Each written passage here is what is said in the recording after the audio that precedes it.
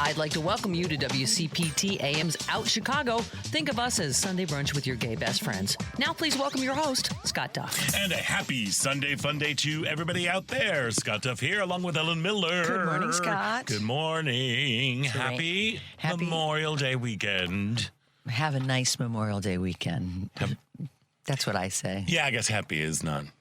I mean, everybody's the holiday, so they look at it as happy. But if you look at the deeper meaning. Yeah. You definitely, okay, then have a meaningful Memorial Day weekend. Perfect. How about that one? That's great. There we are on this rainy day. Rainy spring day. Rainy spring day that will turn into lovely It's going to summer. be great tomorrow. Today. Even today? Yeah, it's supposed to clear up like in 2 hours. By the time we're out of here, I think it's going to be sunny. Nice. I love sunny. Warm. I know.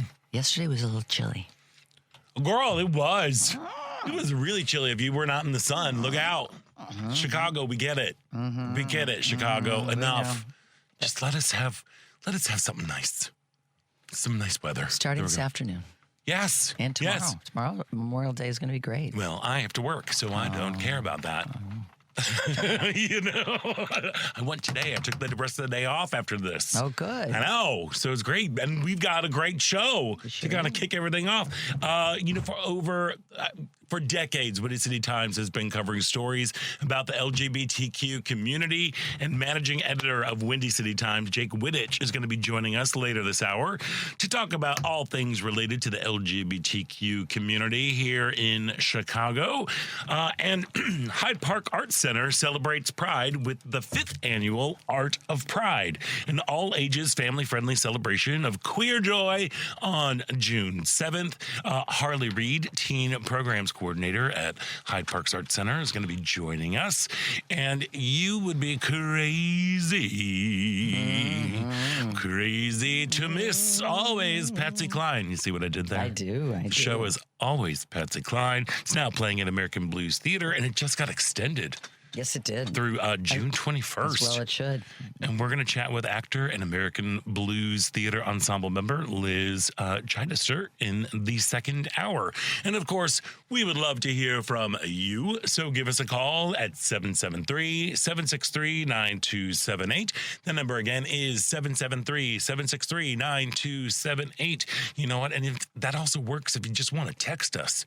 So if you got a really cool thought, but you just don't want to chat, text us at the same number. Again, 773-763-9278. And, of course, you can listen to Out Chicago live Sundays from 11 a.m. to 1 p.m. Central on 8:20 a.m.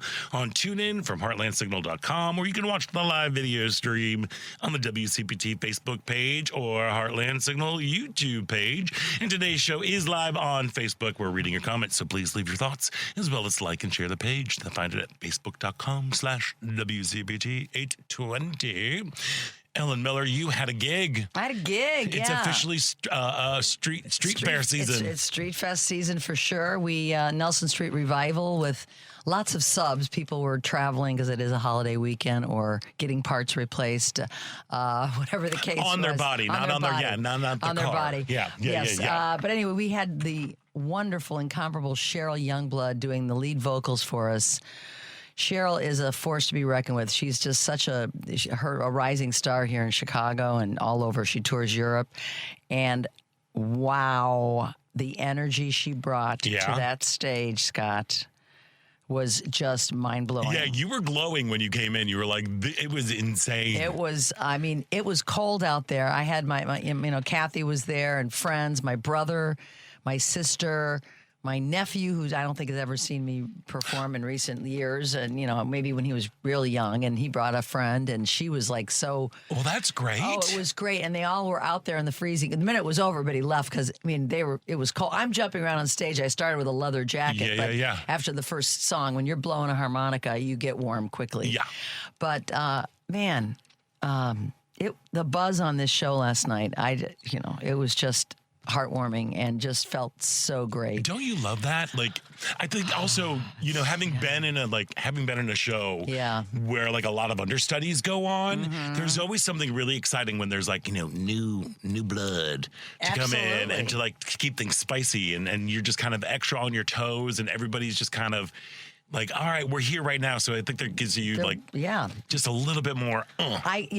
This configuration of the band last night, there were only 2 of the original 6 members Okay. last night. But so and none of the people hadn't played together before, this group. So it's a testament to their professionalism and how great of musicians they are. And it was just great. Yeah. So what are you going to do? I mean, that's fantastic. Yeah, That's wonderful. Very, very fortunate. And earlier in the week, we saw a couple of plays. Last Sunday night, we went to the press opening of The Targeted. It's the latest show at a Red Orchid Theater. A very interesting premise. People that feel like they're targeted by like the government and underworld of, whatever's bad. And they're like kind of paranoid about it. And they have conventions. And it's based on, there are people that are in these groups that are worried about, they're being like manipulated by outside sources, and it's really it's a lot about mental illness, but how it manifests. And but it also was funny because it's an original an original play, and my friend Natalie West, who's part of the ensemble, she was fantastic. Kirsten Fitzgerald. Oh my God, she's so good. She is so good. I mean, like they're Sadea Raphael. Yeah, the 3 of the Grimm, Larry Grimm was in it.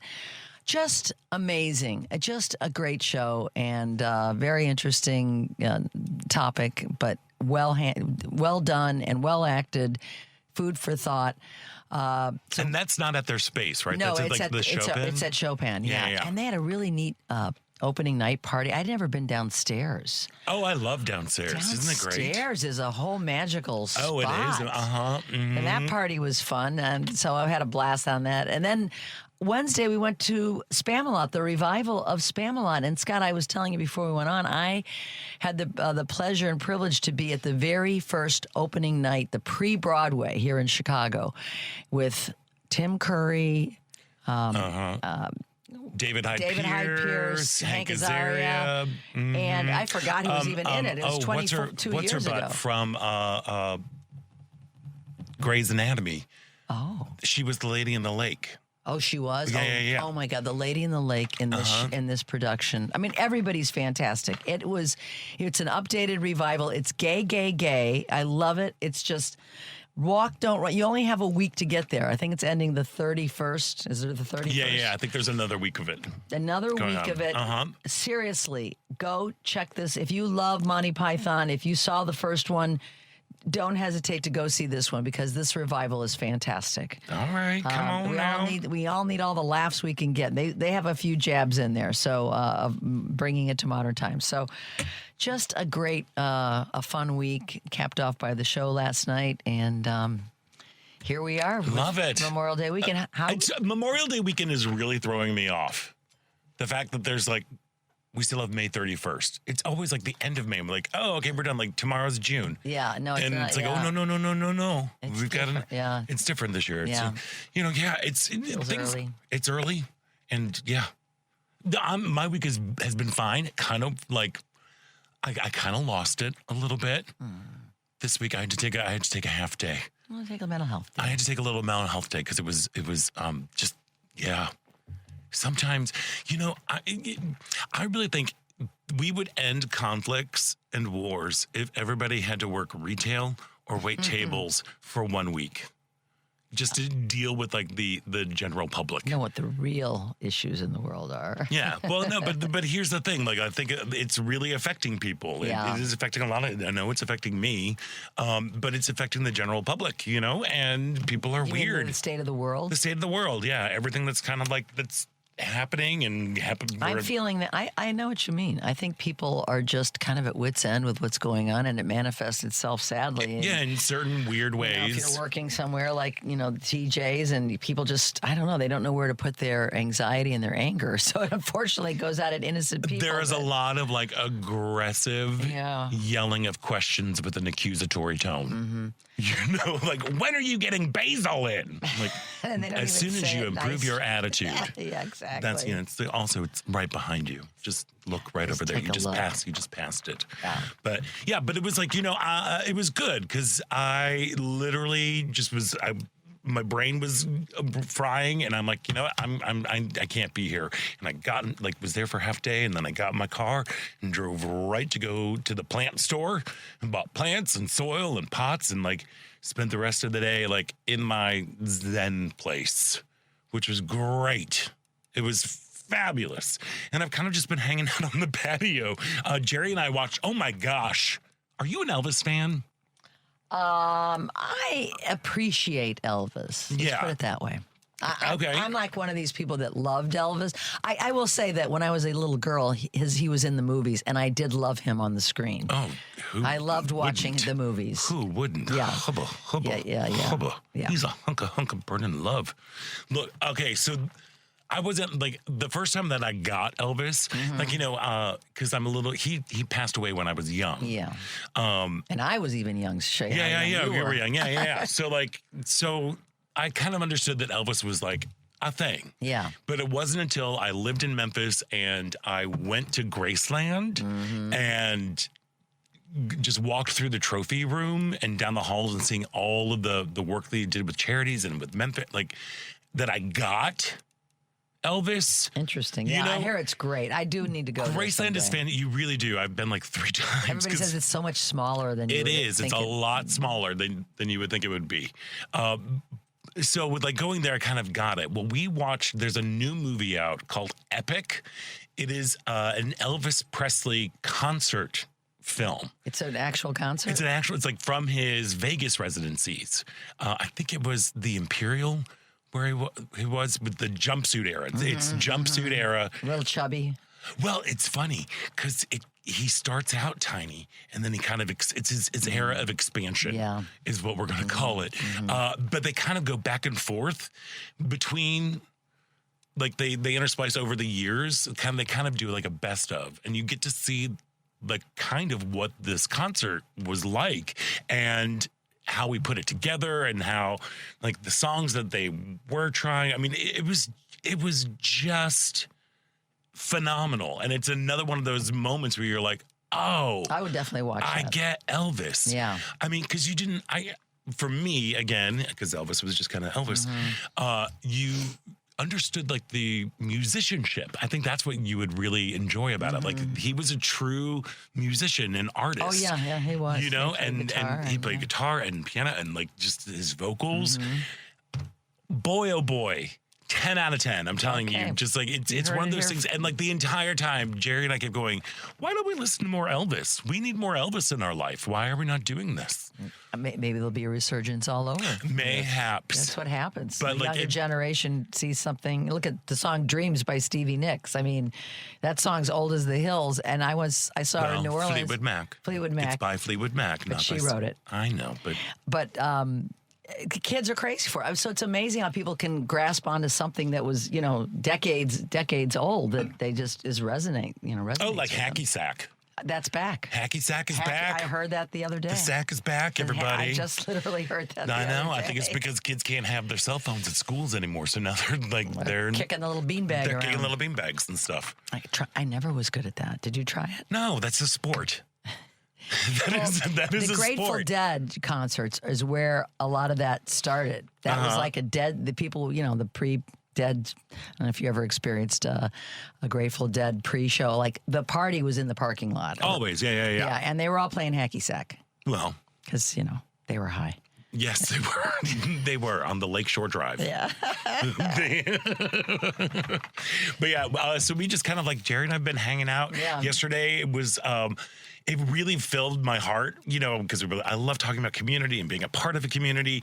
And yesterday, like my neighbors, we live in a courtyard, and our front doors face our neighbors. Like we're in this world together, and everybody was out, like getting their patios all dolled up. My lesbian neighbors and visiting mom, they had like gone to like 17 different stores. They kept coming back with more stuff, and just everybody was out planting and being with each other, and like, oh, you should think about moving this here. Like they were art directing each other. Nice. It was just a lovely kind of just a moment to be like, oh, we're with each other.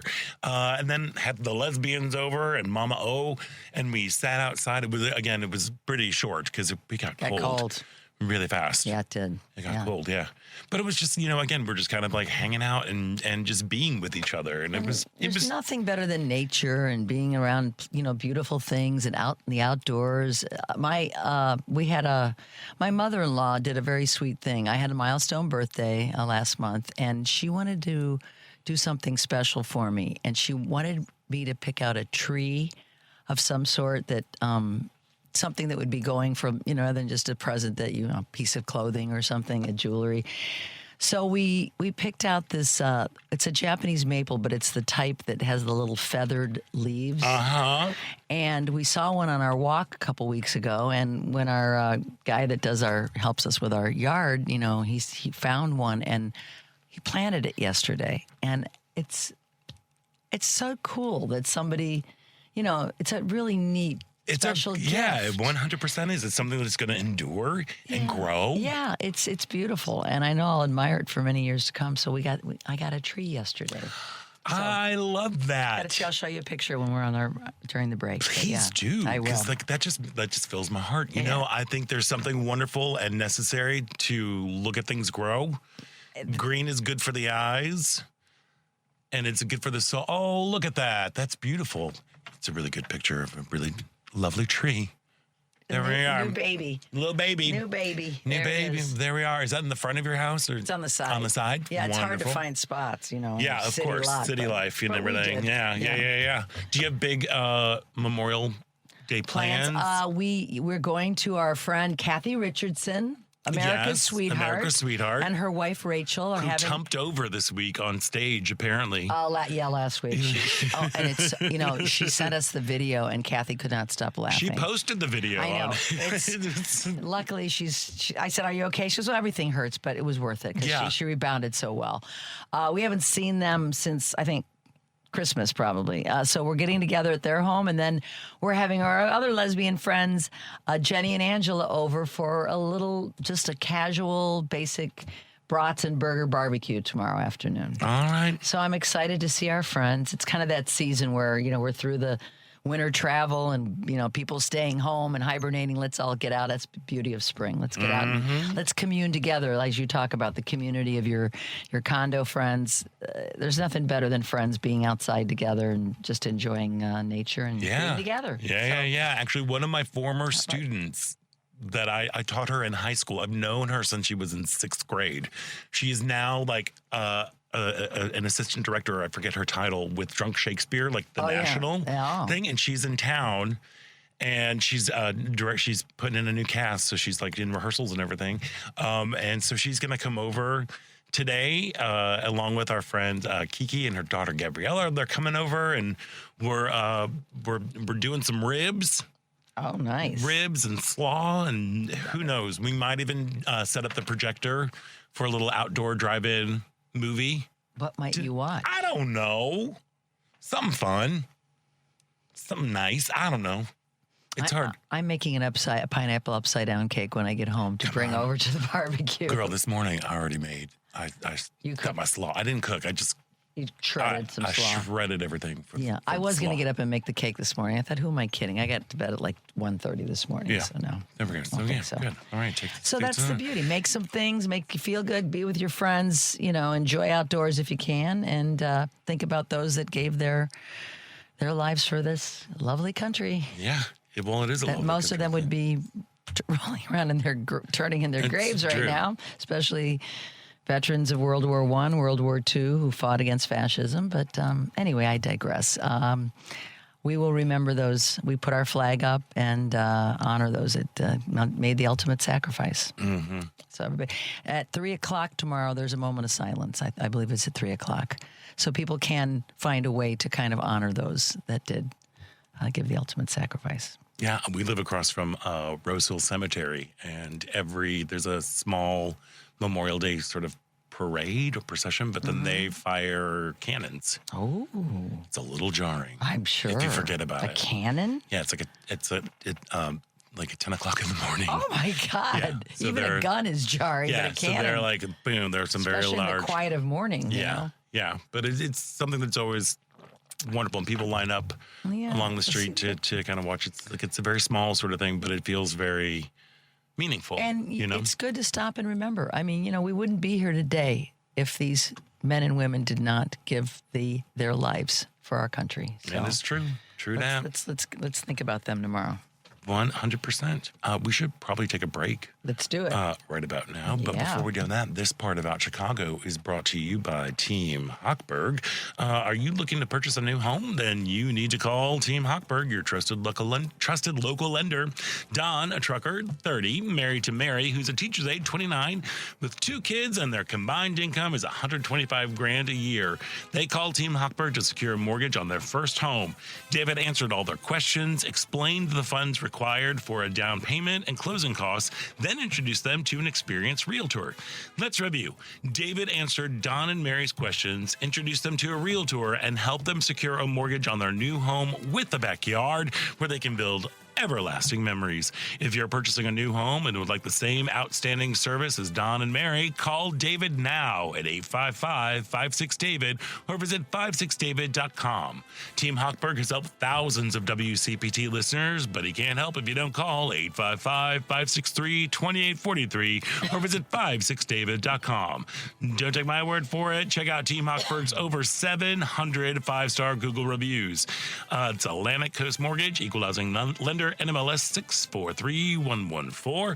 We're going to take a quick break, and we're going to dive into the madness that is going on here, and, well, the madness of the phone calls. So we will get to all of you right after this break, so stick around. You're listening to Out Chicago right here on WCPT Heartland Signal.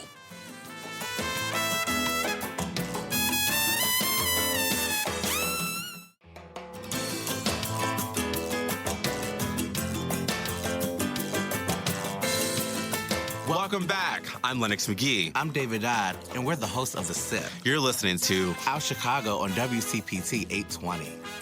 And welcome back to Out Chicago. Scott Duff here, along with Ella Miller, just rolling along on a rainy Sunday, but the clouds will go away. They will go away. They're already partying when we were coming in. Ooh. I was just looking at Excited. I know, I'm very excited. Also, I'm very excited. Tomorrow, you can tune in to Choose Views tomorrow for a Memorial Day Best Of episode. It will include recent conversations Richard had with Jody Hamilton and Sean Smith Pierce of the Politics Bar and J.B. Pritzker running mate Christian Mitchell. Tuesday on the show, Richard is back, and his guests are Illinois State Rep and candidate for State Comptroller Margaret Croak, Heartland Signal's head of research Aaron Kleiman, and author, academic, attorney Gloria J. Brown Marshall. That's Choose Views weekdays from 6 to 8 a.m. Central on WCPT 820 a.m., the Heartland Signal website, TuneIn, YouTube, and Facebook.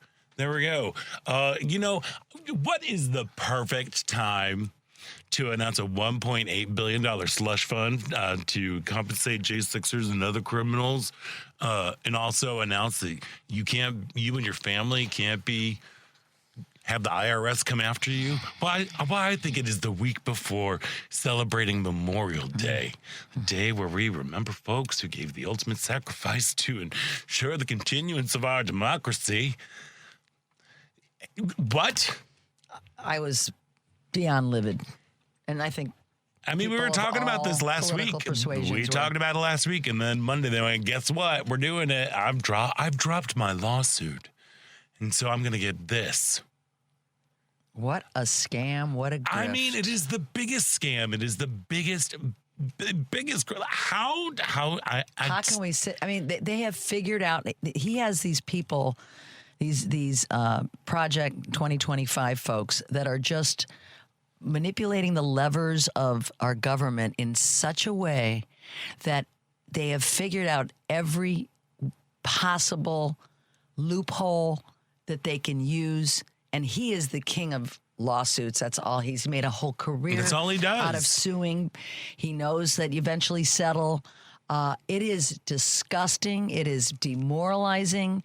I can't think of enough adjectives to talk about what this looks like and feels like to the American people. It's awful. It is awful. It's tone deaf, first of all, about look at all this money that your taxpayer money while everybody's shelling out all this, again, my gas tank used to hold $45 worth of gas, and now magically it is $77 worth of gas, which is so magic.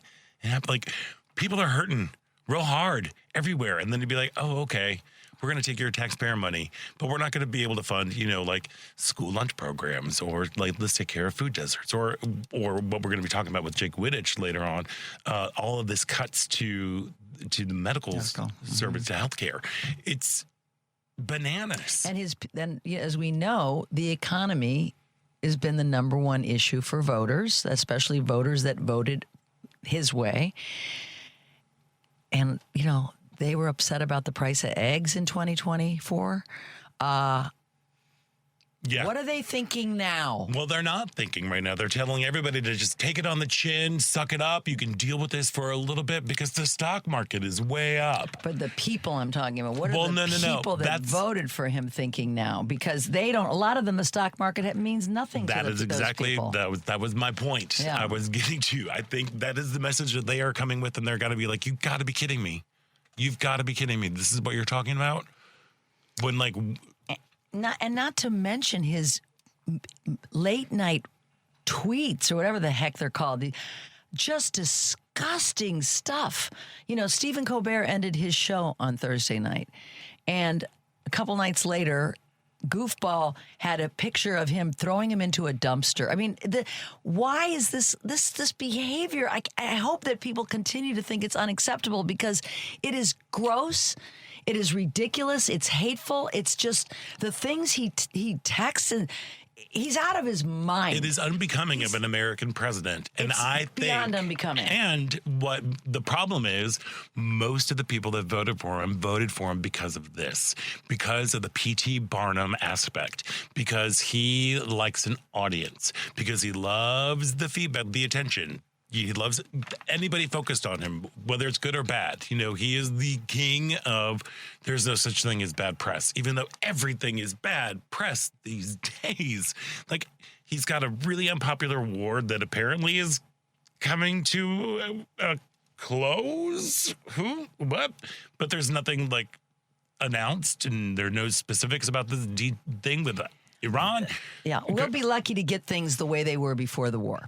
Because that's basically where we're at right now. Yeah, 100%. It's I don't have enough words of just disgust for this guy. I mean, he wrote something the other night that said, I don't mind being called a dictator, just don't call me dumb.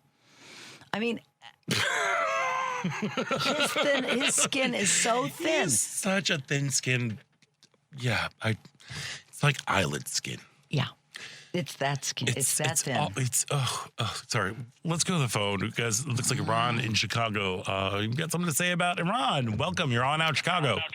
Yes. Trump says he has an agreement with Iran, and already the Republicans, not the Democrats, the Republicans are saying it's a disaster, it's terrible, so it's going from bad to worse.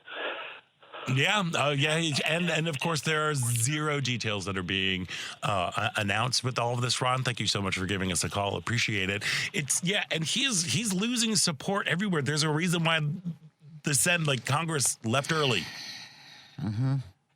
They're like, oh, we can't vote on this right now because he's in some deep doo-doo.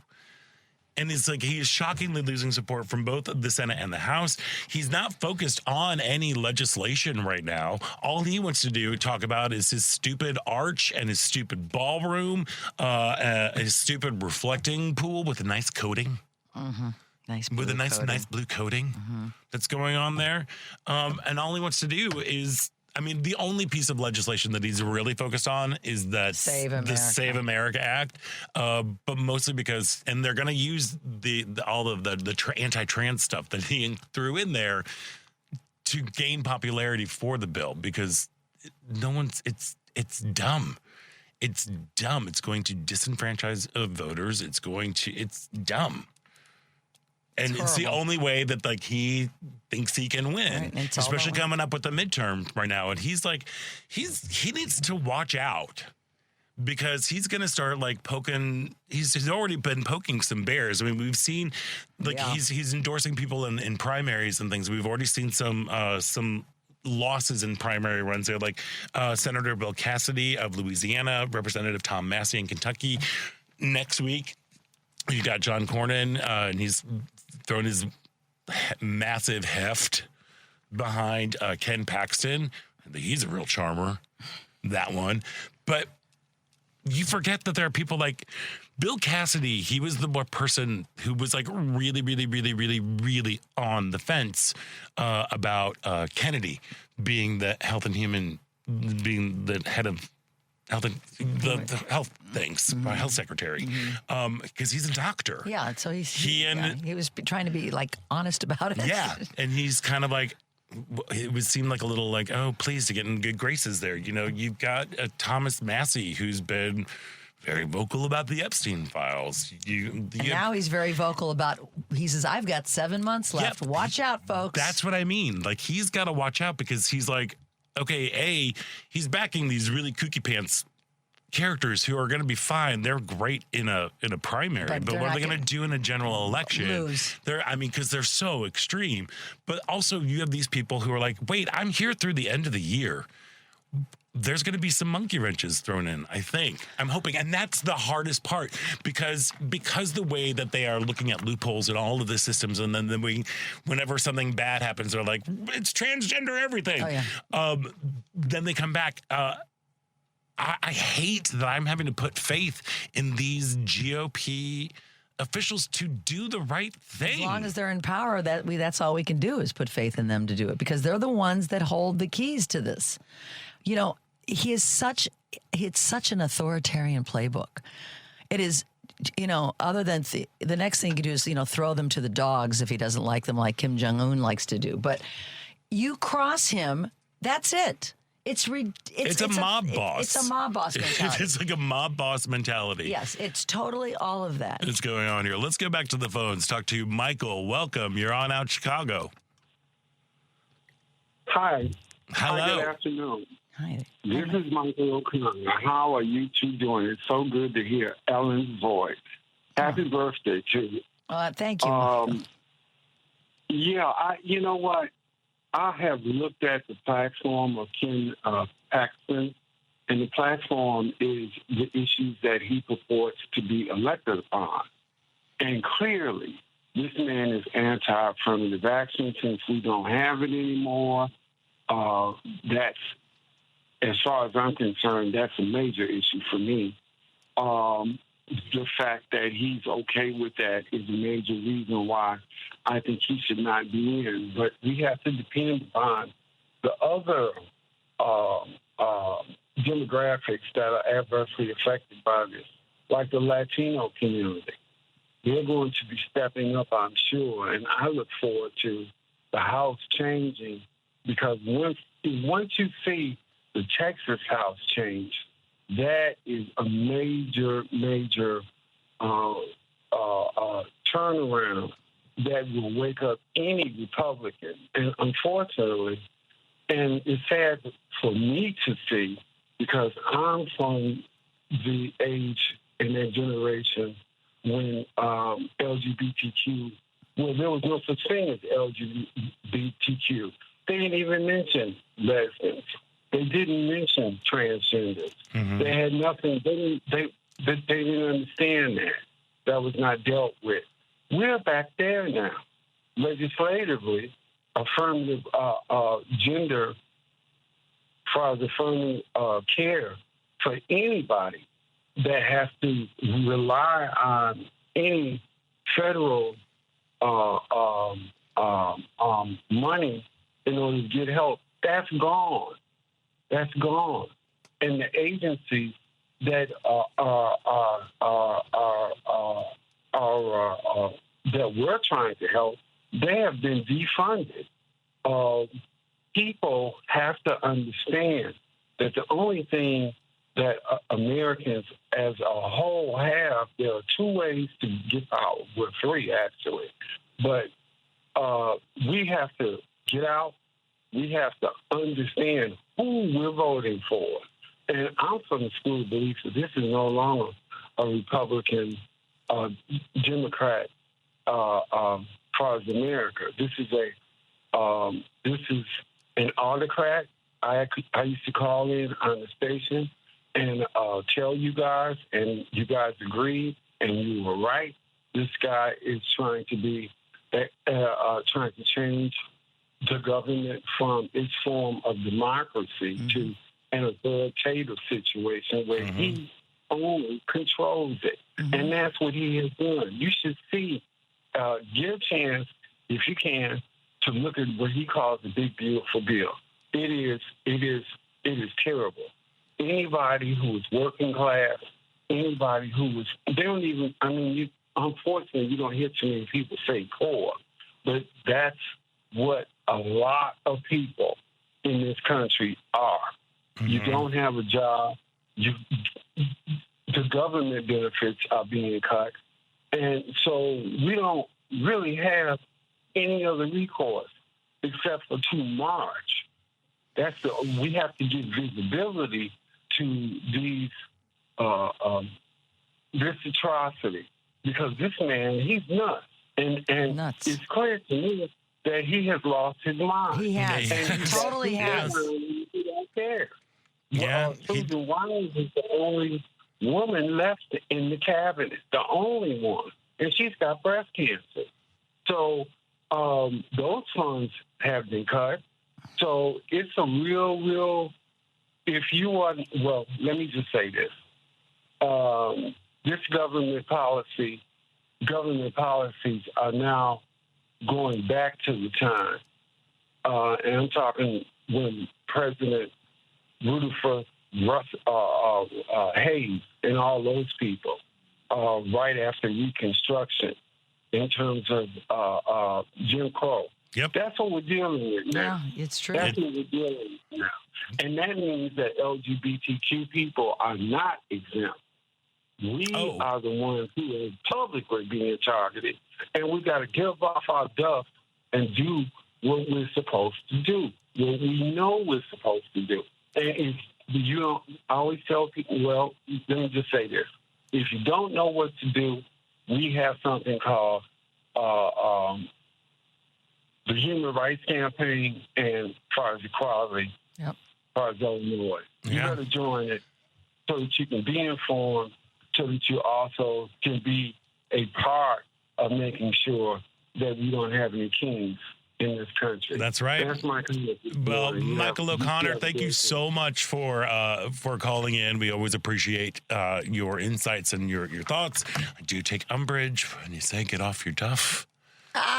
Come on. That's my whole life has been like that. But you're right. The thing we got to do that we have is visibility and our voices, and to get out there and be as loud and cantankerous as we can be until all these other people, these GOP folks, get off their duffs. So thank you for doing that. Appreciate your thoughts. Yes, so we need to take a really quick break, because coming up after the break, which fits in with this big, beautiful bill, we're going to be speaking with the managing editor of Windy City Times, Jake Wittich, about lots of things. So please stick around. You are listening to Out Chicago right here on WCPT Heartland Signal.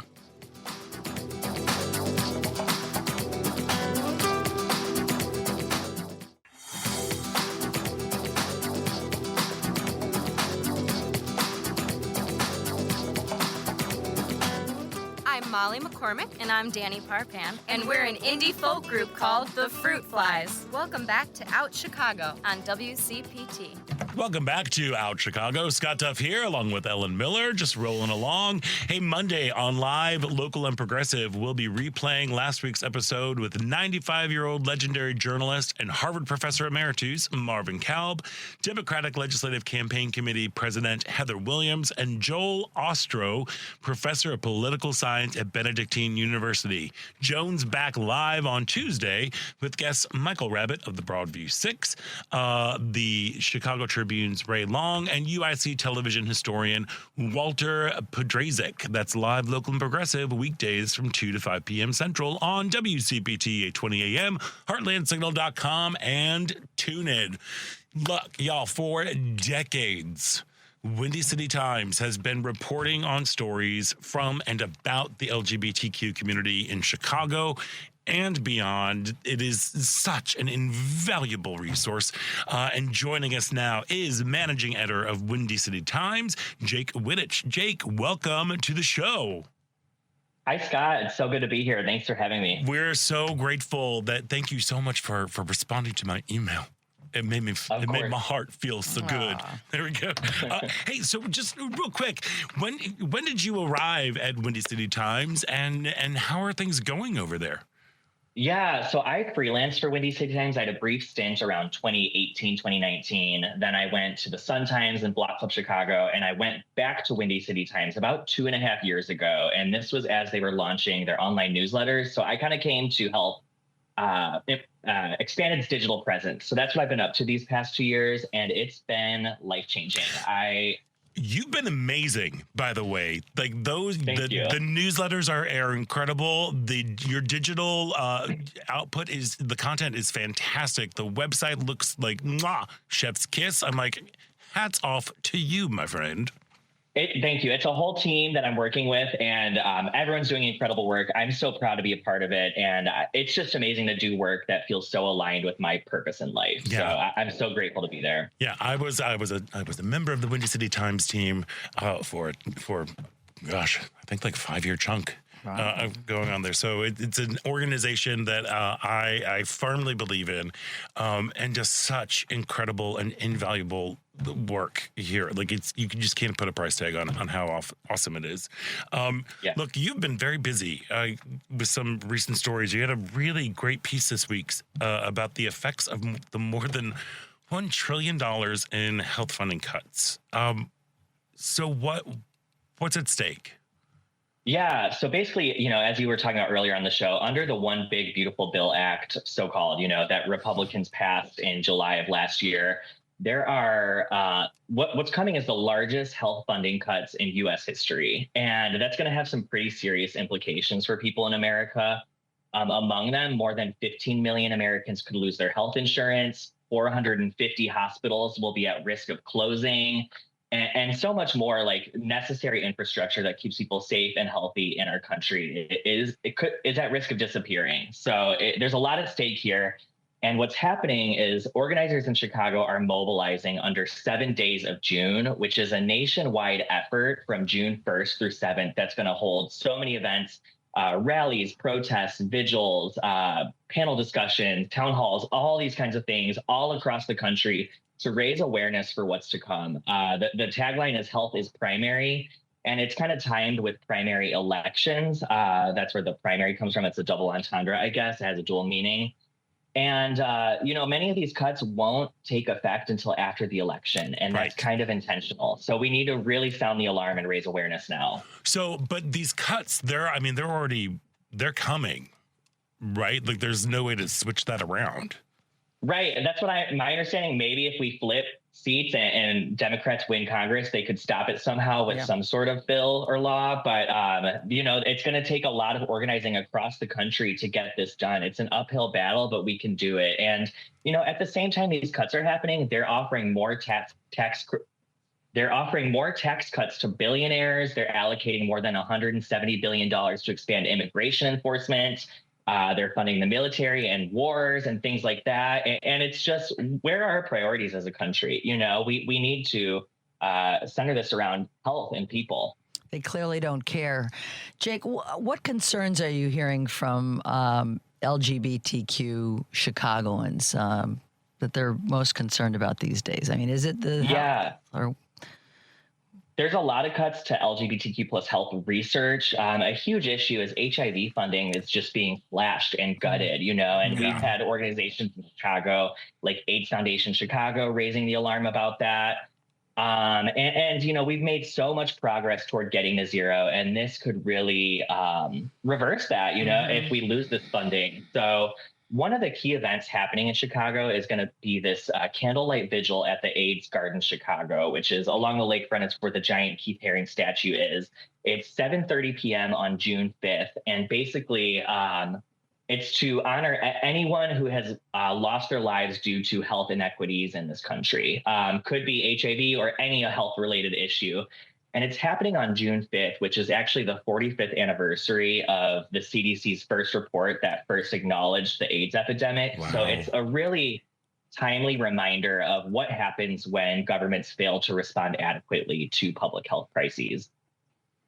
And so what organizations and groups and agencies are going to be participating in the 7 days in June? Yeah, it's a very broad coalition. This is a nonpartisan, decentralized effort. You know, people can organize events all over the country. The website is 7daysinjune.org.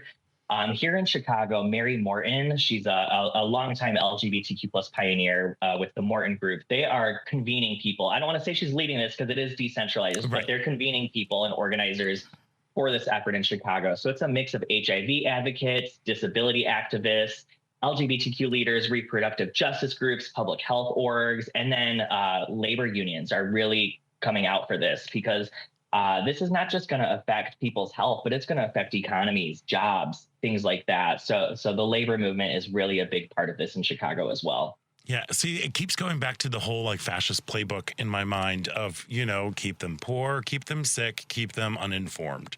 Like that's the thing. And right now they're really hoping to keep us sick. Yeah.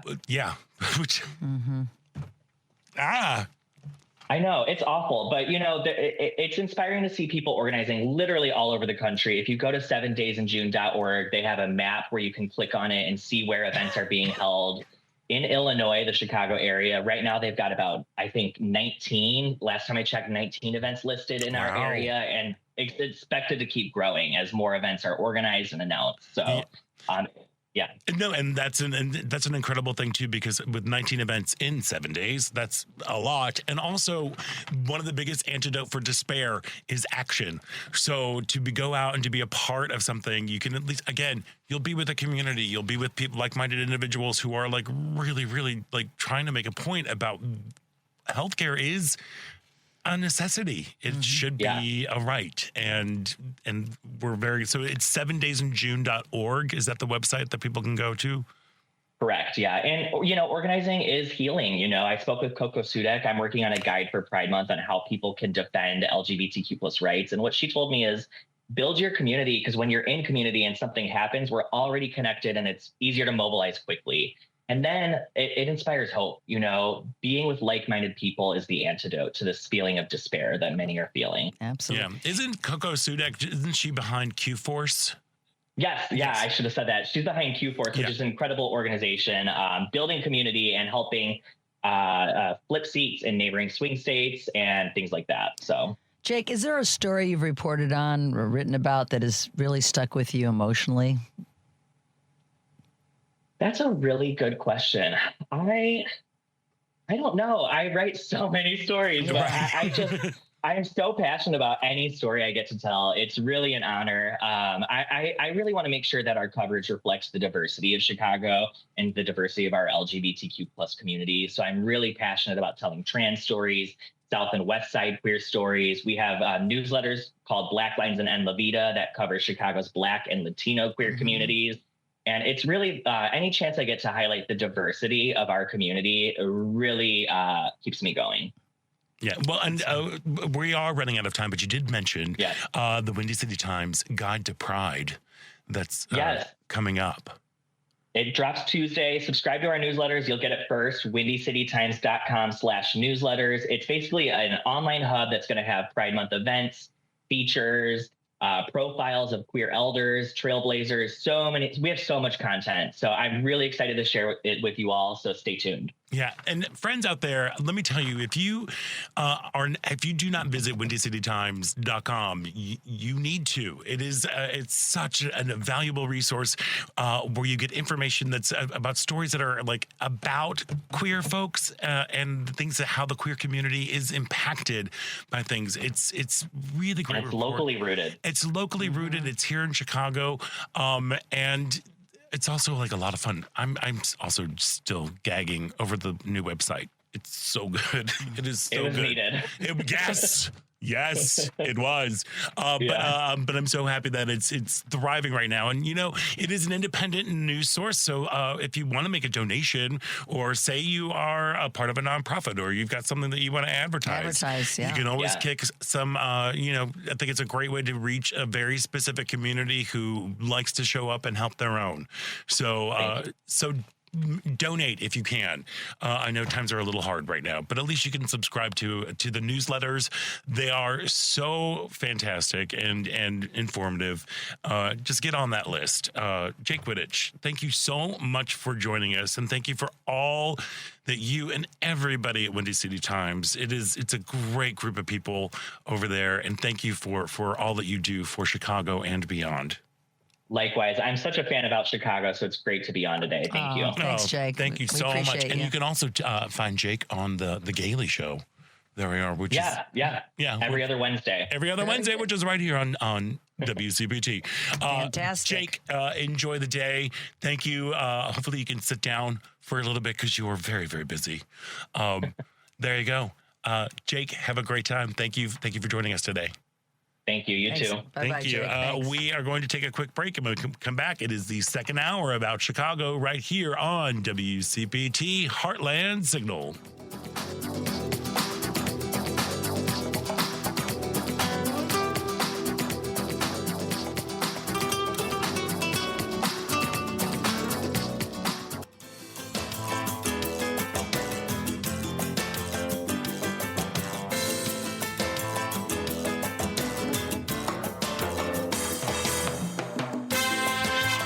Welcome back. I'm writer and activist Stacey Anshin. You are listening to Out Chicago on WCPT 820.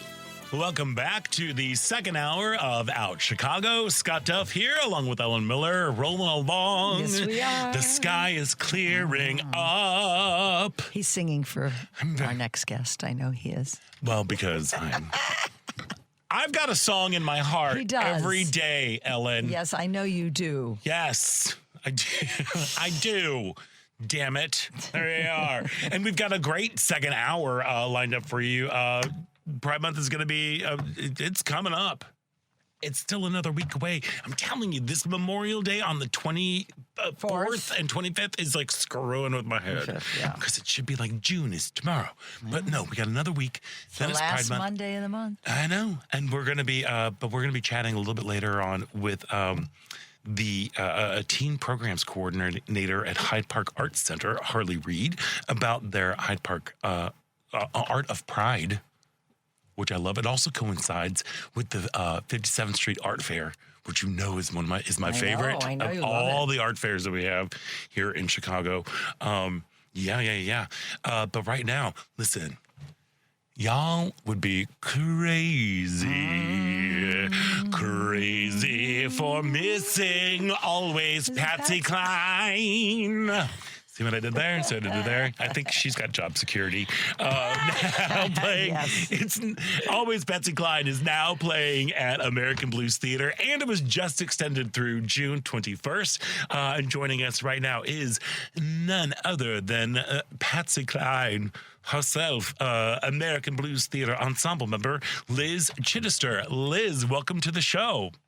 Hello, thank you for having me. I thought you sounded beautiful. Well, thank you. See that, Ellen? He's a trained actor. He knows how to sing. This is my instrument. It's my instrument. Mm-hmm. Hey, congratulations! The reviews are just mwah. Jeff recommended the show. How has it been going? Oh, it's been really a huge pleasure because it's just like a bunch of friends reuniting, honestly, and it's been so wonderful just to be back in town and the vibes backstage are very fun, very light, very, very joyful. So it's as fun as it looks. I was there for the press night, the opening night, and I was blown away by how you looked like Patsy Cline. You just embodied her more. I've seen this production before.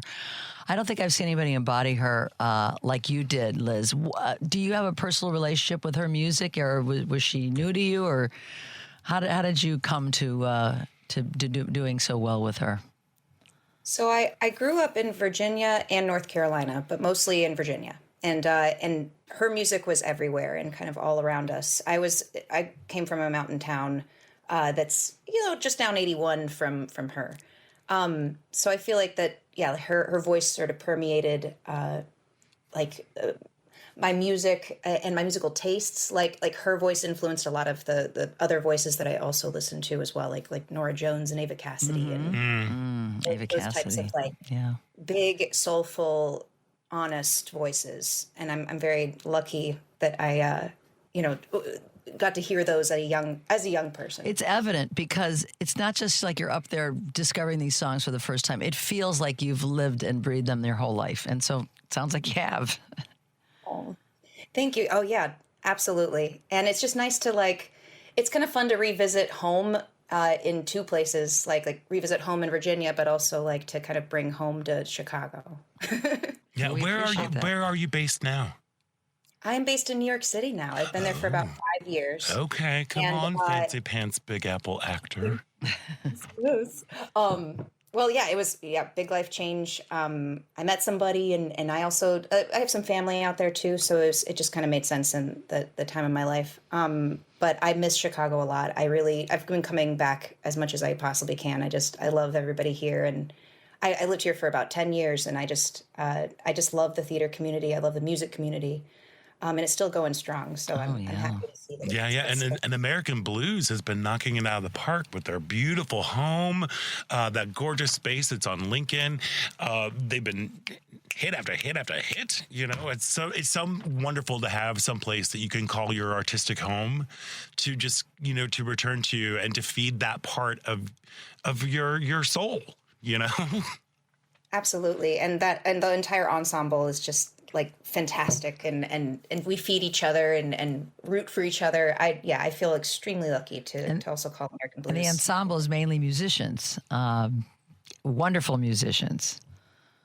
Yes, of this production too, and we were all. I say we were all, but a lot of us were in the Buddy Holly story production that was in 2018. Oh, so that's why it feels like a reuniting of souls, because that summer was so much fun and just great vibes all summer long. So it's just nice to see those folks again. So what has it been like? Because it's basically just working with Molly Hernandez and Harmony France. What the dream team is what it just seems right there. What was the rehearsal process like? It was so wonderful because Harmony is just this is the connection I have with both of them too. Harmony is the artistic director of Firebrand Theater, and I'm also a company member of that theater company. And so it was just wonderful to be with her again, because we worked on a few shows together, and that was also, it's another home of mine. Yeah. Can you tell our listeners a little bit about Firebrand? I know we're supposed to be talking about American Blues, but Firebrand is really important too. No, and it's even then they had this relationship, actually, those two theater companies. And yeah, Firebrand is the first feminist equity musical theater company, and started back in 2016, 2017. And yeah, it was nice to have her head in this, because I actually understudied the Firebrand production of Always Patsy Cline, and it was one of the last projects that I worked on in Chicago before lockdown. Oh wow! And so I got to see she and Christina Hall learn both roles and switch, and just it was just wonderful to bring her back into this, because she just knows the show so intimately, and she was able to allow a little more humanity to the Patsy Cline role that I think is not normally taken into account. It is a singer show. Yes. For sure. Yeah. But how you were saying that she's showing more of her humanity. How did you all find that and bring that to the fore? So we talked about her extensively during, I would say the first part of the rehearsal process. It felt like we did a lot of table work on Patsy, but also Louise. Louise Seeger is a real woman as well. And just to say who were these people actually, and what was their relationship? And, if it's not in the lines, because Patsy maybe she has very minimal speaking, how to bring a little more of her history and her personality to what the songs are inhabiting as well. as much as possible. You know, decades after Patsy's been gone, it seems like she still has a devoted LGBTQ following. Why do you think she resonates so much with our community? I think because she's very authentically her. Like she was very sassy. We love sassy. She did not take any garbage from people. She was like, no, and she'd been through a lot, and she was a road hoss, you know, like she was like always kind of having to defend herself against some energies, but yeah, and just I think that she is one of our like elegant torch singers. Like she is like like very energetic and graceful in her presence too, like when she's on the stage. Like she was growing into this very, I don't know, like white gloves kind of lady. And I think that's also nice too, is that she kind of went from being kind of on the farm to being a little bit more like in Vegas. Yeah. Wow, that's a big leap. Right there. How so? It is a play with music, I believe, is how it is billed, but it is definitely like heavy on the music. How do you, as an actor, deal with all of these performances? Because you are singing a lot in Always Patsy Cline at American Blues Theater. I gotta sleep. Good. When you're not on stage, you're sleeping the whole time. Exactly. Oh yes, and I honestly I have a lot of wonderful people taking care of me backstage and just I'm hydrating throughout the show as well. Yeah. That's been very helpful.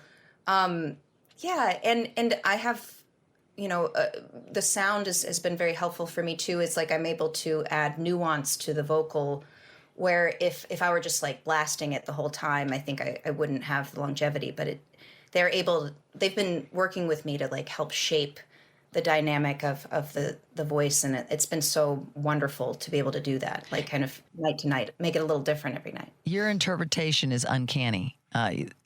You sound, I mean, I feel like I'm watching Patsy Cline when I'm watching you up there. I really mean that. I was, from the first song, I was aghast at how much you just embodied her, you know, and I just loved it. You know, I think as I said to Kathy Taylor, this is just what the doctor ordered right now. This kind of a show, you know. Thank you. Yeah, you've got a lot of fans here at WCPT because Jonas Pizzito also went to opening night. She was sitting next to us. And she was like, look, you've got to go. I mean, I was like, I like Patsy Cline, but I didn't realize, like, wait, that's a Patsy Cline song? That's a Patsy Cline? Like, she was just blown away by the performances, by the music. She was, like, we chatted about it on her show a week and a half ago or something, but like we all are huge fans of the show Always Patsy Cline here at WCPT, so y'all are doing something right. Oh, thank you. And one more little personal anecdote. My mother was a trained vocalist and singer, and her signature song for the last 30 years of her life was Crazy. So whenever we were somewhere where there was an opportunity for her to get up and sing, that was the song she sung. So I'm going to get emotional here. Yeah, but you got this. when you sang it, my wife was like squeezing my hand because it was just, you know, it was so meaningful, and you did such a beautiful job, and it just brings back so many wonderful memories. So thank you. Thank you for sharing that with me. That's been like I think the gift, another gift on top of everything, is that like there is like a relationship with Patsy, with like your family or with like somebody you cared about. I think that she's impacted so many different generations, and it's been so wonderful. Yes, to thank you for telling me that story, like for people to share that with me, and that it just like keeps circling back. It's just like the joy and love that she inhabited. Absolutely. You know? Absolutely. Thanks. Y'all right there? Yeah, I'm fine. Okay, I just want to check in with you. That was her song, though. You know? I know. Venus, come on. Venus. Her name was Venus. Her name was Venus. I know, right? I wish I could have brought her. I mean, even thinking about, like, you know, Firebrand and Venus. And yes, it's like all women-centric. It's fabulous. So clearly, you've got a fabulous response from this audience member over here. Yes.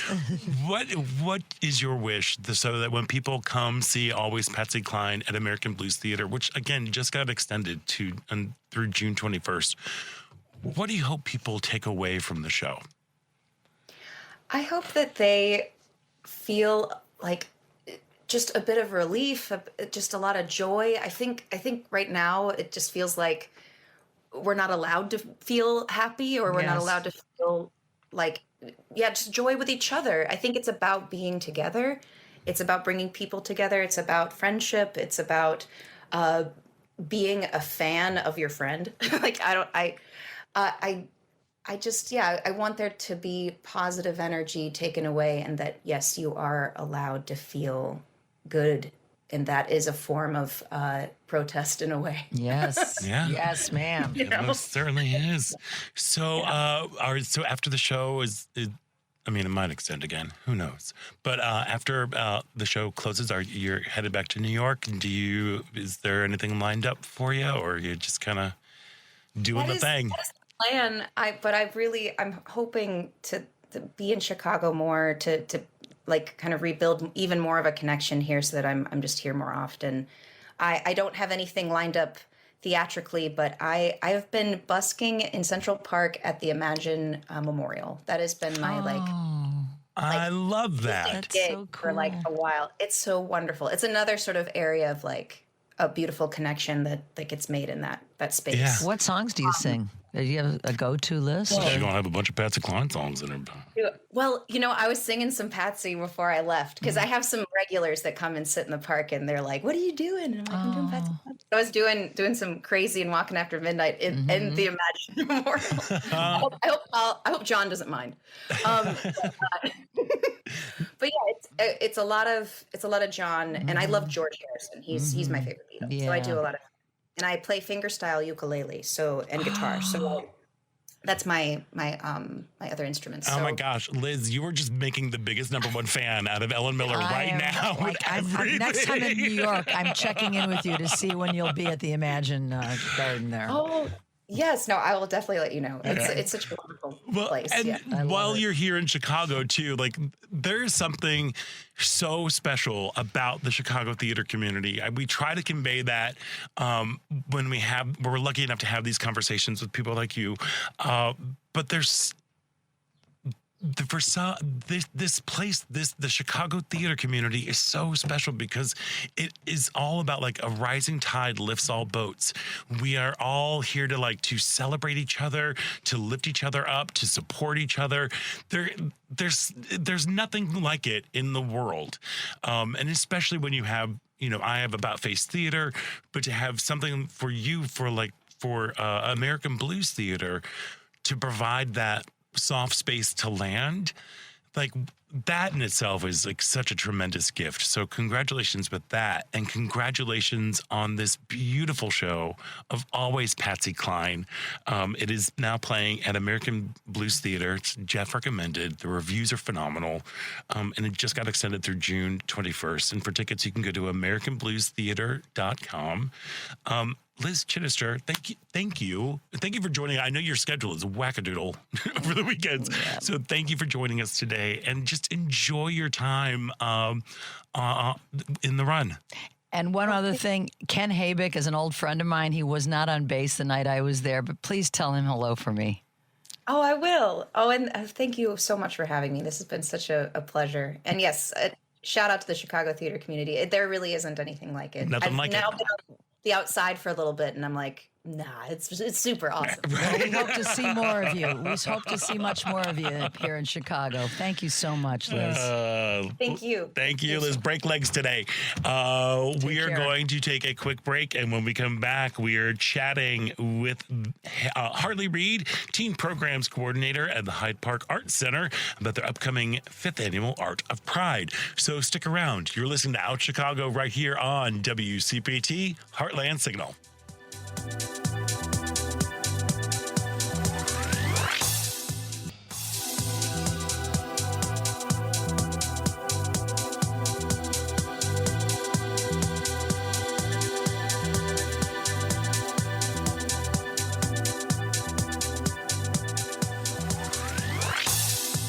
I'm Israel Wright with National Gay and Lesbian Sports Hall of Fame. Welcome back to Out Chicago on WCPT. Welcome back to Out Chicago. Scott Duff here, along with Ellen Miller, just rolling along on a Sunday.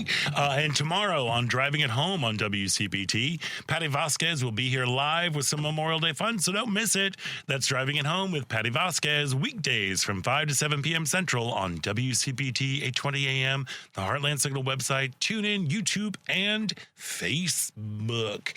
Hey, Pride Month is soon going to be upon us, and we desperately need to show the world some queer joy. And I can't think of a better place than with the Hyde Park Arts Center as they celebrate Pride with the 5th annual Art of Pride, an all ages, family-friendly celebration of queer joy on June 7th. And joining us now is Teen Programs Coordinator at the Hyde Park Arts Center, Harley Reed. Harley, welcome to the show.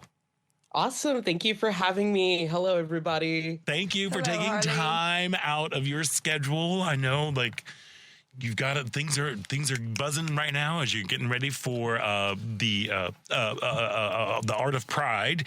Before we get into that, can you tell our listeners a little bit about the mission of the Hyde Park Arts Center? Yeah, absolutely. So we are a radical arts organization based in radical change, radical self-expression, and representing the South Side. I mean, Hyde Park Arts Center has been around for almost 80 years. And in that time, we've really tried to become a bastion for marginalized communities, BIPOC people. And like the South Side of Chicago, that often has this weird connotation to it. But there's so much beauty here. There's so much beauty in Chicago. And Art of Pride is a way just to like celebrate our community and celebrate us. We have a ton of queer staff. So it's like a really important mission to all of us that we take this on. Absolutely. I mean, I'm telling you, where there's going to be arts, you're going to find some queer people just running around, throwing glitter on something. You know what I mean? So this is the 5th anniversary of the Art of Pride. What has been the history and the evolution of Art of Pride? That's a really good question. So I've been working with Hyde Park Arts Center for about 4 years now. And so it's been going on as long as I've been there. But right before I got there, there was a huge push and initiative to really create a sense of fixing a lot of the systemic issues that exist within our city and a lot of organizations. And even Hyde Park Arts Center has some history that we're not necessarily too proud of. So a part of this initiative was tackling things like racism and homophobia head on with practices both internally and externally. And out of that process, one of the things to come of it was Art of Pride, which could just be a yearly celebration to acknowledge Pride Month, to acknowledge our employees, our coworkers, and just our community. And so also too, we do a Martin Luther King Day event now every year on his birthday to acknowledge that and celebrate that. That's also part of that same initiative. So from there, it's just been blossoming and blossoming. And the past couple Art of Prides have been so beautiful. So I know this one's going to be like just as great. Of course. You know, and also major shout out to the folks who are on the leadership team of the Hyde Park Arts Center, because when an organization takes time to examine problems and then actually take steps to actively address them, that is just like, that is the spirit of Chicago right there. And that is, it's so wonderful that we're moving forward. So what is in store for this year's Art of Pride? Well, so for this year's Art of Pride, it's really exciting. We are going to have a bunch of fun performers. So Zachary Nickel, Ava Wanbley, my band Rain Garden will also be playing. Okay. We're gonna have we're gonna have artist Shalila playing. We're gonna have DJ sets by AJ McLennan and Naxo 9999. We're gonna have a film curated by Chicago Underground Film Festival. We're going to have a couple art activities that are led by some of our community members. And we're also too going to have things like testing and wellness and resources too. So there will be vendors, there will be resources, ways to find community. And outside of that, it's just a big gay old time. So like the building will be open as well. There are some beautiful exhibitions up right now. One by Ann Toby and one by Allison, and I think one by Sydney Lewis is still up. So you can go around, you could see some art, or you could see gay people doing fun stuff. So it's super exciting. Ever since I started working there, I always wanted to play in that space. So it's like a dream come true for me for my band to play there. What kind of music does your band play? We play dynamic alt rock. So we kind of range. Our first album is very soft and sultry. Our most recent album is really aggressive and edgy. And so we're kind of all over the place. Rain Garden, that's the name of it, right? Rain. So was there a teacher or an adult that changed your life at all when you were a young teen and helped inspire you? Wow. That's a great question. I think there were a lot. So I will point to two. And that was I grew up going to Latin as a kid when I was younger. And Michael Teolis, who directed our band and ensembles, and let's see, Mr. Haverland, Derek Haverland, who taught art, they both allowed me to be in those rooms outside of class time. And so like I got to sit in the ensemble room and play drums and with my friends and make silly music, or I got to go into the art room and make art even when it wasn't in my class structure. So they really facilitated space for me to keep creating. Yeah, they encouraged no matter you. what I was doing. They saw the talent in you at a young age, and it flourished. That's really nice. And yeah, so shouts out to them, and that's why I kind of do the same thing now. Beautiful. See, again, shout outs to the teachers. I'm sorry. Now, Ellen cried in the last segment. I think I might cry this segment. I'm a former teacher, and actually, I'm seeing one of my former students who's now 30. Oh gosh, wow. Like today. So it's always wonderful to hear how you're inspired. How you inspire, and you can the impact that you can have on young people. Yeah. Absolutely. Yeah, and aside from the upcoming Art of Pride 26, which is happening on June 7th at the Hyde Park Arts Center, what other programs do you or services do you provide as in your role of teen programs coordinator? Yeah, so we offer after school free art education Monday through Friday, usually during the school year. We have some paid opportunities during the summer, even some paid opportunities. So, for example, we have one program where we'll pay you to make the art that you want to make. We'll give you a stipend and we'll give you a supply budget. You just come and make work. And sometimes it's even just creating space. So we have a room that's entirely dedicated and designed by youth. It's called our cloud. And so they can come in, they can hang out there. I'm a big nerd. And so I personally put a lot of my gaming consoles in there. So there's a little bit of an arcade there now.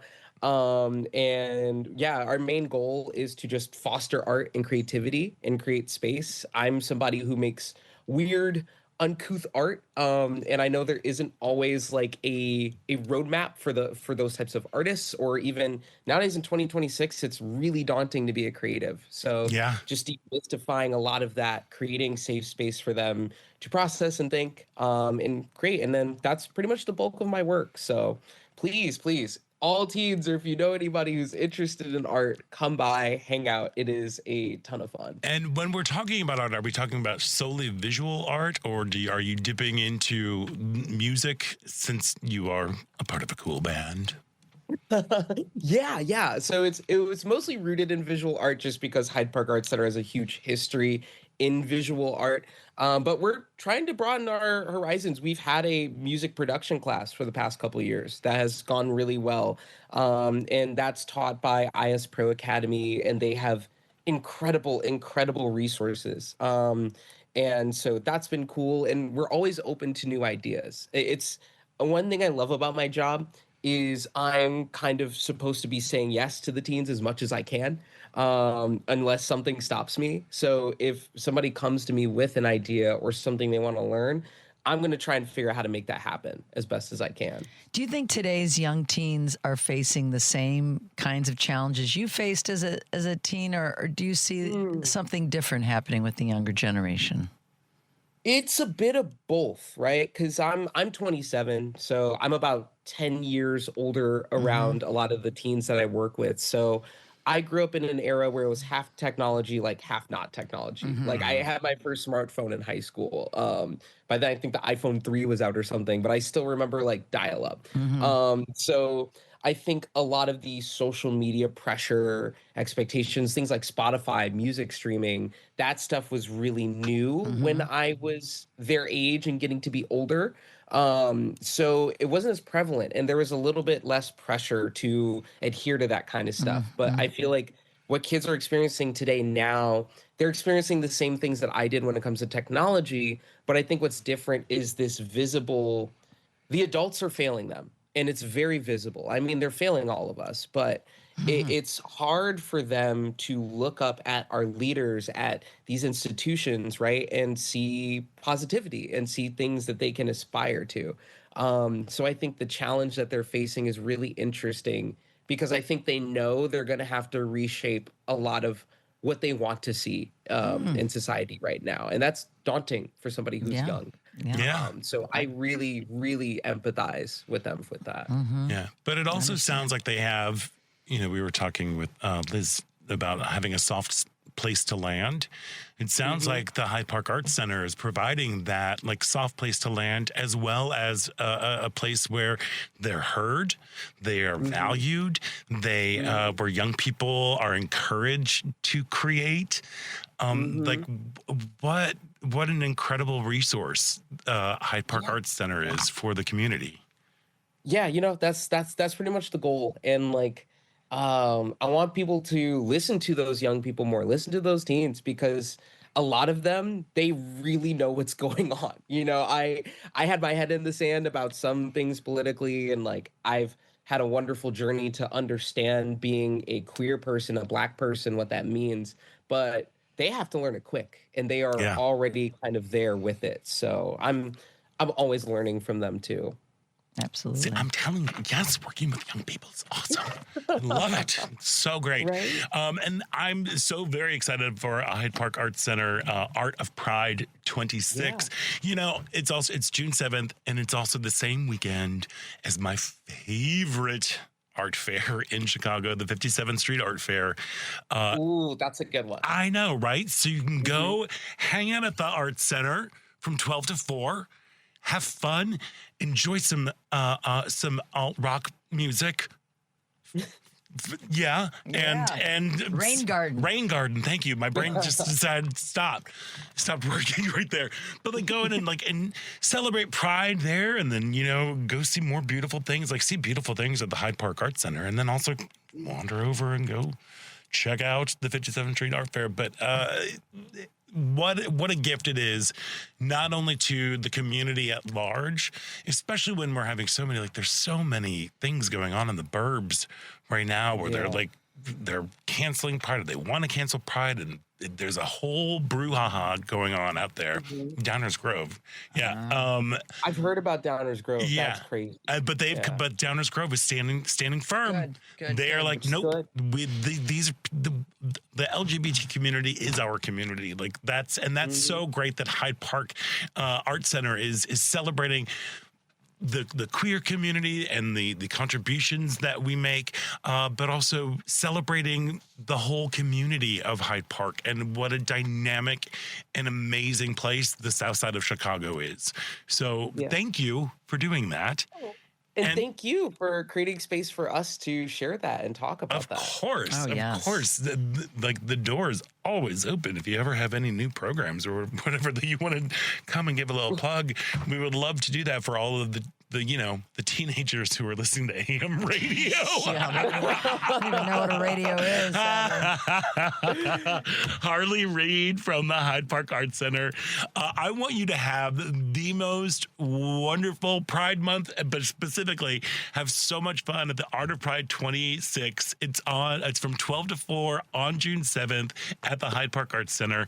For more information, and you can register, you can head to hydeparkart.org, and you can see all of the cool things that are going to be going on. Harley Reid, thank you, and it's not too early. Happy Pride Month. Oh, thank you so much. Happy Pride Month to you both. Hope to see you guys there. And happy Pride Month to everybody listening too. Yes, Thanks, thank you. Thank you. Great having you on with us. All right, and we're going to take a quick break. And when we come back, it is the final thrilling show-stopping moments about Chicago right here on WCPT Heartland Signal.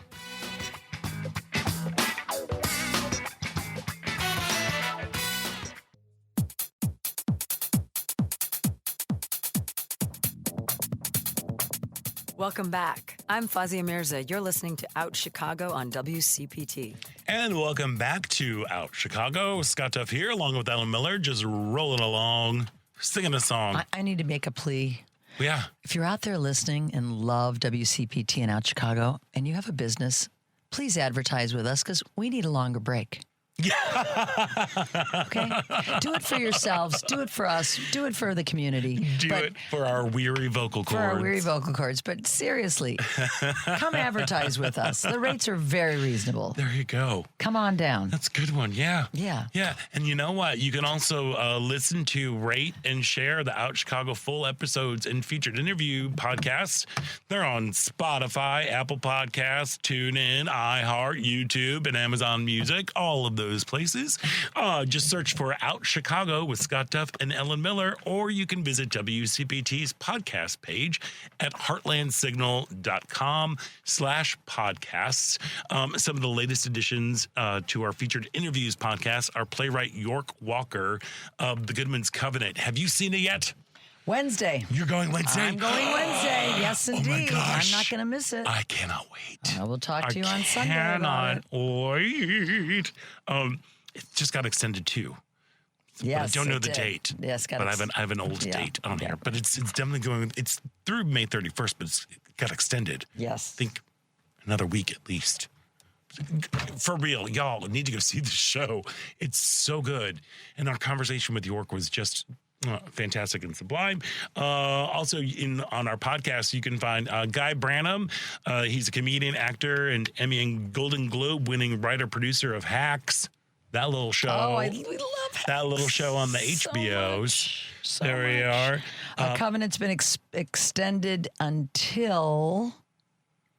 I think the 7th or something like that. Yeah, I think it's the 7th. Yeah, it's got extended a week. Yeah. But yeah. And also the back to Bacharach. Going back. That's been extended as well into June. Go see that too. If you are a Bacharach fan at all, you must go see that show. And Hal David, please go do it. All right, go do it. Yep.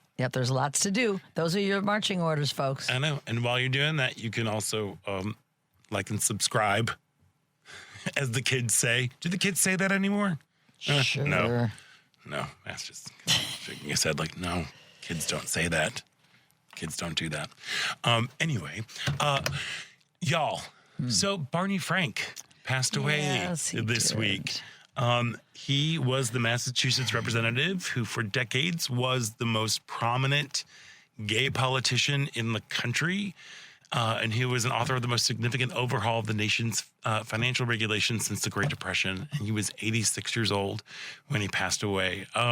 He was the first. Yeah. If you aren't aware of Barney Frank, I think it's a lovely time as we're heading into Pride Month to think about him. He's the first person in government to come out of the closet on his own accord. Yeah. In 1987. Let that sink in. 1987. All of you like younger folks out there who might not be born in a year with 1 in it. 1987 was a very weird year. Like it's a hard time. We were like still in the midst of the AIDS crisis and epidemic that was like destroying our community. It was a very conservative time. And for him to come out, and there's actually, he wrote this really great piece when I was reading his obituary. He wrote this piece in Politico in 2015 about his coming out. It's a fantastic read about how he had been wanting to come out for a really long time because he just felt the need. There was all this legislation that was being passed, and people weren't talking about the LGBTQ community and just at all. No. And like between 86 and 87, he really was like, I want to. He wants to come out, and he was having conversations with colleagues and friends about the ramifications of what that might be. And it wasn't until another person in the House of Representatives, I can't remember his name right now, and I should have written it down, but I didn't. He was going to come out. He was coming out with a book in which he outed Barney Frank. This is also somebody who was later outed by. There were some shenanigans that were going on with, I believe, a page that was happening there. But Barney Frank wanted to control the narrative. He wanted it to come out on his own terms, and he did. And it actually happened on a Memorial Day weekend is when the story broke about it. And he was having to go to these Memorial Day parades in very conservative neighborhoods, sections of his district. And he was really, really worried. And a fellow representative was like, look, we're going to get through this. Like he marched right alongside him. He's like, we're just going to march. You're going to take 3 steps and you're going to wave to the right. And then you're going to take 3 steps and then you're going to wave to the left. And we're going to get through this. And the overwhelming amount of support that he got, he was really scared it was going to be a hindrance and it's going to be a liability. But he soon realized that being as visible and as open as he was, it was an asset. So I don't know. Being your authentic self is the only way to go. It's true. It's true. And, you know, it was a really, really different time. Oh, yeah. Like I came out in, when was it? I guess 89. Anyway, but he will be missed. He will be missed. The Barney Frank. He will be missed. He was also very smart. Oh, yeah. He was bright. And, you know, I love that after he came out, he was in Congress for many years after that, you know. For until decades. 2012, I think. Yeah. So, you know, it was okay. He told the world who he was, and he's still able to do his job and get reelected. So there's the lesson there. I know. Now we just need a gay president. Oh, I'd love that. Me too. Pete, are you listening? Pete? A gay man might have a better chance than a straight woman of color. I don't know. But, you know. Yeah. I wouldn't be surprised. I don't know. Yeah. Oh, kids today. What's going on? But speaking of a straight woman of color, look, it's commencement time. One of my favorite things about this time of year, I love watching commencement speeches. I'm kind of a nerd. I love good oratory.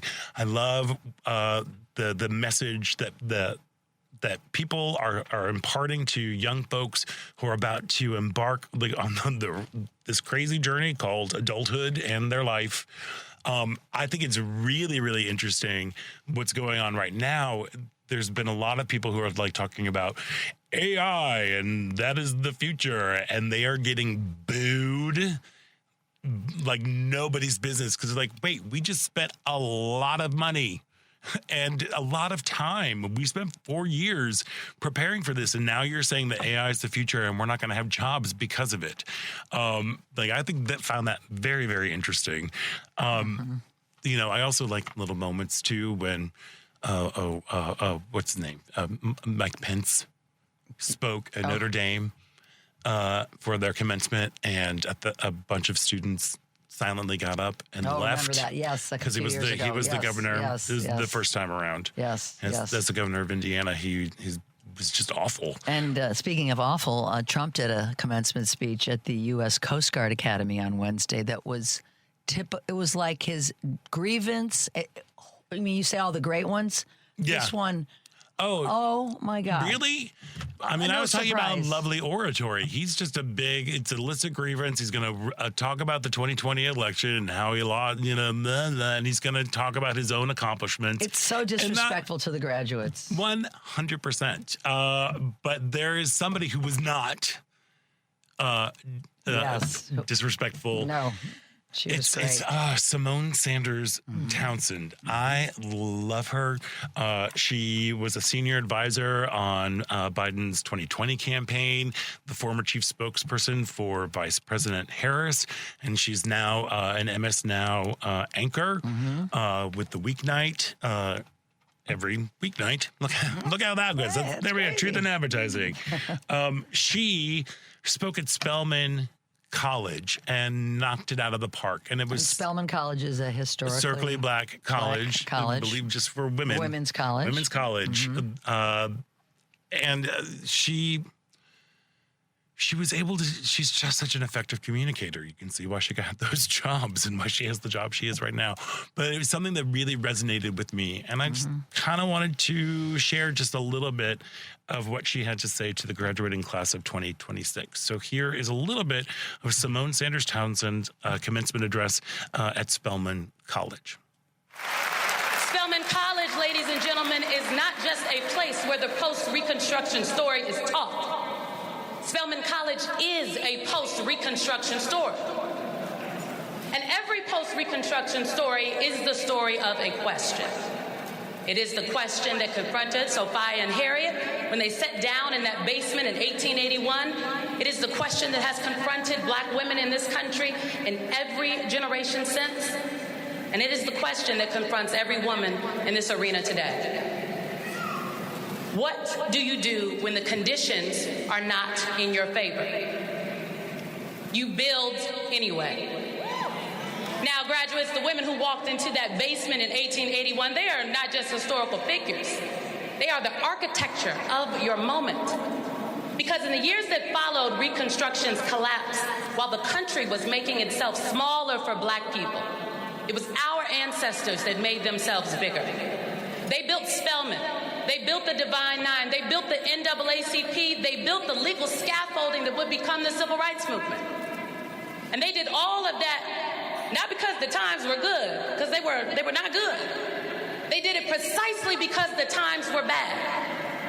That is your inheritance. And I'm not going to stand on this stage today and tell you that the country is fine. The country is not fine. We are not okay. We are in a hard moment in America right now, and pretending otherwise would frankly be an insult to your intelligence and to your future. I believe we are living in another post-Reconstruction moment. During your 4 years on this campus, you have watched rights you assumed were settled get rolled back. You have watched diversity, equity, and inclusion be branded a threat, defunded, dismantled, even mocked. You have watched the most powerful voices in this country suggest that a woman, and especially a black woman, may never be president of the United States. This is not 1877, but the architecture of that moment, the slow then sudden rollback of black progress, that is familiar. And so the same question stands. What do you do when the conditions are not in your favor? It is the same answer. You build anyway. I mean, that's what a commencement speech should be about these days. Yeah, don't sugarcoat it. Let's talk about what's really affecting people, and especially, like, hey, people of color. They're yeah, you're a target. It's not good. It's not good, and especially like black women. At the beginning of before she spoke, sorry again, that was Simone Sanders Townsend. She was speaking the graduating class of 26 at Spelman College. She was talking about how you have been in this world that you receive just basic dignity, rights, respect, all of that. But as you are now entering into the world, there are going to be assumptions made about you before you even open your mouth, and about how things are going to, about like your level of intelligence, your qualifications, your talent, and. She was like, I don't mean this to scare you. I just wanted to use that to prepare you. and that we have to come together and we have to build. Keep building, build anyways. Like that, I think is a huge takeaway for me, especially like as we are heading into Pride Month, when you do have an administration who's so actively against the LGBTQ community, especially the T, using it. I mean, that man he did not run a positive ad while he was in campaigning. It was nothing but negative and attack ads. And he's like focusing fear. now. He focuses on fear of the unknown. Well, it wasn't even just fear. He's just, he only wants to stoke hate. What he stokes. He stokes hate is what he does. And that is what I think we as an LGBTQ community, that we need to remember. Like, we cannot wait for permission to do things. We need to go ahead and keep building anyway. We need to be a part of protests and movements. That's the thing we have to remember too. The first Pride, it was a riot. It wasn't a parade. Like, other people marched so that we can have a parade. That's right. And that's kind of, I think, also the message of Memorial Day. You know, other people died. They gave up their lives for this country so that you could have an extra day off and grill some meat. You know, these are things that I think that we need to just remind ourselves. Like, the people are always upset about, you know, like Christmas, and you can't say Merry Christmas anymore. It's like, but they don't understand like the reason for this season. This is also the reason for the season right here for Memorial Day. As you said, like, have a meaningful, we don't say happy, I thank you, you know, but it's like, have a meaningful Memorial Day. Have a meaningful Pride that's coming up. Get out there and build something. I hate that I keep quoting Rent, because it's the gayest thing on the planet. But there is a line in La Vie Boheme: the opposite of war isn't peace, it's creation. And we're seeing it across the city, whether it's with the agencies and the medical professionals that are coming together for the 7 days in June, whether it's the amazing folks at the Hyde Park Arts Center who are providing a space for young people to come and to create. We have to keep building things. And because when we tear things down, that's where things get divided. And we are up. Look at Stephen Colbert. I mean, you know, as we talked about, you know, the comedians, they hold a mirror up to our country and our people of what's going on, and now they're trying to extinguish those voices.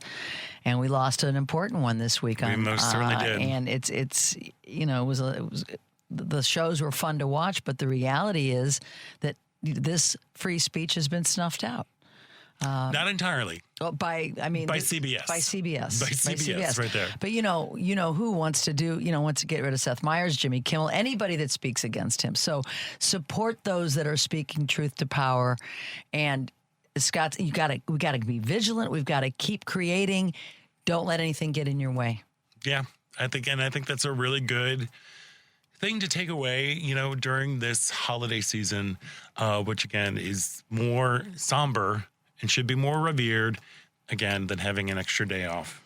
And a moment of silence at 3:00 tomorrow. If you can set your alarms, just whoever you're with, just take a moment. And it's amazing how you can feel a connection when you do something like that. Amen to that. Hey, that's going to wrap up, bring us to an end of another show here. I want to thank all of our guests. Managing editor of Windy City Times, Jake Wittich, Harley Reid, and Liz Chittister. Matt, thank you so much for running everything so well. Henry, thank you so much for running things so well. You're much better than Paul. And Ellen Miller, I want you to have a wonderful day. Thank you. Today, a meaningful day. Enjoy today. Your Thank day you, off. thank you. And I'm Scott Duff, and until next week, stay proud.